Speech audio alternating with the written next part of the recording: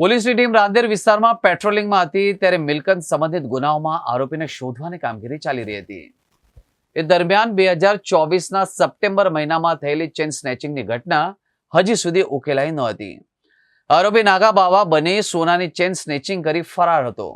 પોલીસને તપાસ દરમિયાન જાણવા મળ્યું કે આ ગુનામાં સંડોવાયેલો એક આરોપી હાલ ગાંધીનગર જિલ્લાના દહેગામ પોલીસ સ્ટેશનના ડબલ મર્ડરના કેસમાં અમદાવાદની સાબરમતી જેલમાં બંધ છે। પોલીસે આરોપીના ફોટા મેળવ્યા અને એ જ સમયે સોશિયલ મીડિયામાં વાયરલ થયેલી ઇન્સ્ટાગ્રામ રીલ્સ બતાવી ફરિયાદીની ઓળખ કરાવી। ફરિયાદી આરોપીને ઓળખી કાઢતા પોલીસે કોર્ટમાંથી ટ્રાન્સફર વોરંટ લઈને જેલમાંથી કબજો લીધો અને કોર્ટમાં રજૂ કરીને 2 દિવસના રિમાન્ડ પર લીધો હતો। આરોપીનું નામ વનરાજનાથ ઉર્ફે બન્નાનાથ ઉર્ફે વનિયો છે। તેનું વતન દહેગામ તાલુકાના ગણેશપુરા મધારીનગરમાં છે અને રિક્ષામાં કપડાં વેચવાનું કામ કરતો હતો એ તપાસમાં જાણવા મળ્યું હતું। વનરાજ વિરુદ્ધ રાજ્યભરમાં કુલ 23 જેટલા ગુનાઓ નોંધાયેલા છે।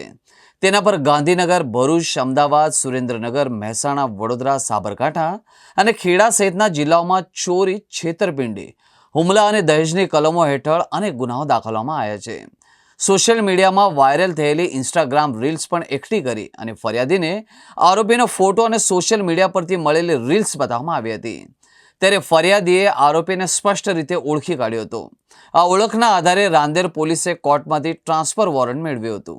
રાંદેર પોલીસ સ્ટેશનમાં એક નાગા બાવાનો વેશ ધારણ કરી અને સોનાનો ચેન સ્નેચિંગ કરનાર આરોપીને પકડેલ છે। એની અંદર એ અગાઉ 2024ના કેસમાં રાંદેર પોલીસ સ્ટેશનમાં આવો એક બનાવ બન્યો હતો, જેની અંદર આ કામના આરોપીઓ ગાડીમાં આવેલા અને એક રાહદારીને રસ્તો પૂછતા હતા અને એની ચેન હતી, એના ગળામાં એ ચેન સ્નેચિંગ કરીને જતા રહેલા હતા।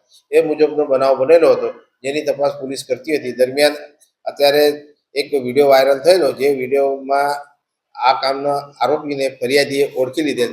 પછી પોલીસે જોયેલ કે આ તો વિડીયો દહેગામ બાજુનો છે।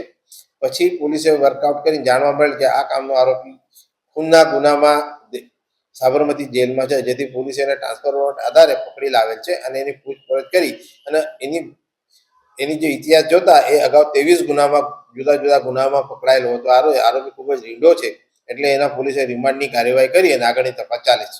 આરોપીની હાલ ક્યાંથી અટકાયત કરી? આરોપીને હાલમાં સાબરમતી જેલમાંથી ટ્રાન્સફર વોરંટ કરાવેલ છે।